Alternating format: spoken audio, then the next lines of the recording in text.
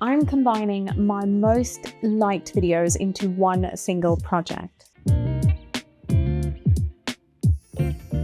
My magnets and resin video has over 5,000 likes and my chest set video is sitting at over 1,000 likes. So in today's video, I want to combine the two techniques together and see what we end up with. Because what happens when strategy meets magnet chaos? Let's find out. So it all starts with obviously some molds, and in this case, a chest set molds. And I have this full kit from Resin. So let's see what we're working with here. I was fully just expecting a chest board and the pieces of the molds, but there seems to be a lot more happening inside this kit. We've got the chest pieces, a storage pouch, glitter, flakes, this checkers mold. And yes, I now know this is the checkers mold because I was told in my last video that I didn't know. And we also have a domino mold, which I wasn't expecting, definitely. I mean, honestly, this is turning into a full game night starter pack mold. And finally, the chessboard itself. Now, I can already tell looking at this that it seems a lot larger than the one I've previously worked with, which I'm very happy about because, as we know, I do like things slightly dramatic, chunky, and unnecessarily big. There's also this little box, which turns out to have some fine metallic markers. That's really handy because I own a bazillion metallic markers and somehow they are all the thick tip ones. So these are handy and I can already tell I'm going to put them to use. I will link this kit down in the description along with my discount code if you're interested in making a chest set out of resin. So now let's actually get started. We have everything we need. I'm beginning with the base chest board first. I'm going for like a classic black and white vibe for a change, and to make my life easier I am using some white UV resin for the white squares. My first chest set that I referred to in my introduction, while it was widely liked and had so many views, I was also told a lot where everyone thought that the piece was not as functional, and I get that, but that for me was more of an artistic expression of a chest set, and I thought you can still play with it. However, in this case, I'm going for as close as I'm going to go to a classic black and white set. And I'm also using my G3 machine to sort of cure some of the areas of the UV resin as I'm pouring it, because patience is not one of my artistic strengths, and this machine has a very good coverage. So this is making the job nice and easy. Once all of my white squares are cured, I mix up some regular resin, also by Resiners, and this time I'm tinting it black, which will obviously get poured across the entire board to fill the remaining squares, and that basically brings the chest pattern together. And I've intentionally mixed some extra black resin because we're going to use this to make a batch of chest pieces. Now, when it comes to making the pieces, I like to spray a tiny amount of isopropyl alcohol in each of the mold, then pour the resin about halfway in and then gently massage the resin in the mold. I mean, you'll actually see trapped air bubbles rise to the surface. Once that's done, I then go back and fill all of them up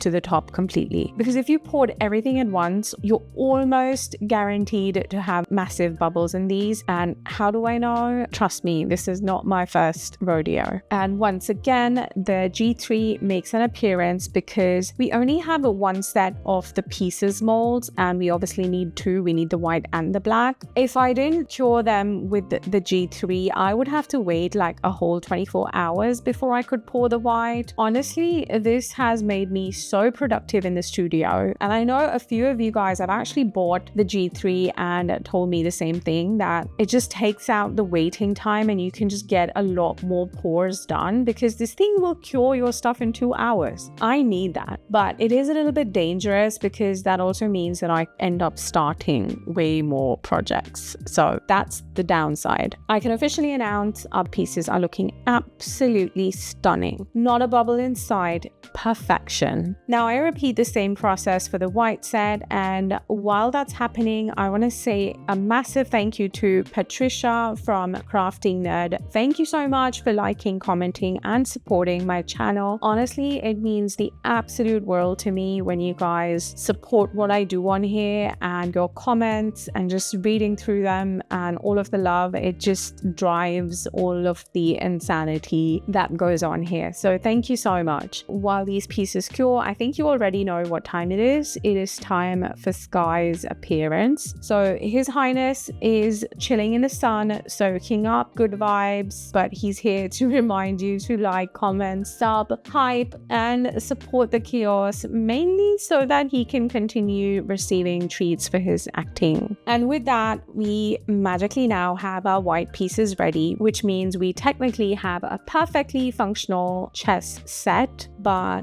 you and I both know that I'm not stopping at basic. But before we move on to the magnets madness, I want to build like a chunky elevated base for our chess set. I'm using some foam. I believe this is about an inch thick foam, and I'm cutting out two sort of questionable squares, gluing them on top of each other, and then mounting the board on top. This basically gives us height and drama without like wasting resin or adding unnecessary weight, which for me, it just makes so much sense. Then I sand our glue up down, not to make it smooth, but just to add like texture and slight sort of jagged edges so it feels more organic. After that, I'm going to seal our foam completely using some UV resin, because we don't want any exposed foam. We want the entire thing to be fully encased and finished in resin. Also, if I haven't mentioned, this video is sponsored by Resiners. Thank you so much, Resiners, for sending me your kit. I love using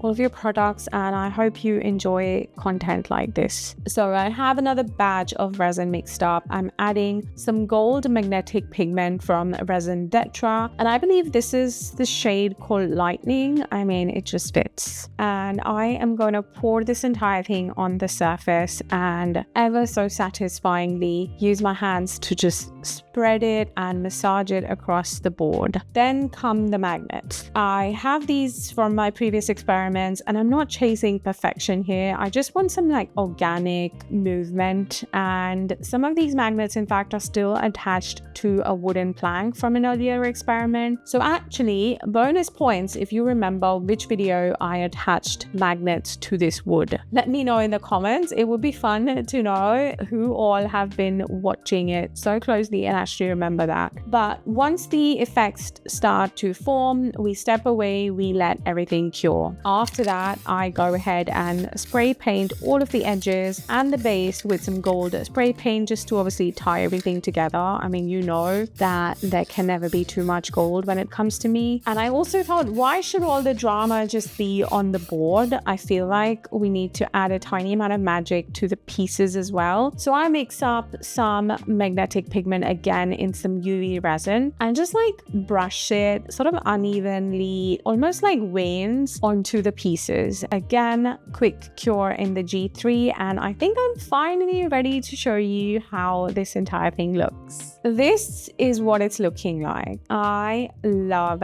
it. Now, I know I have done a blue icy look chess set previously, and I've actually done a black and gold one as a commission piece, but there is something very classic and dramatic about the black and white, and I can see it and I love it. It's iconic, and I just love how I added some movement with those magnetic effects. It just sort of makes the whole piece come alive, and I think it was the best decision to also add those details on the pieces because it just really ties everything together. Honestly, I am obsessed. I love the edge, that chunkiness.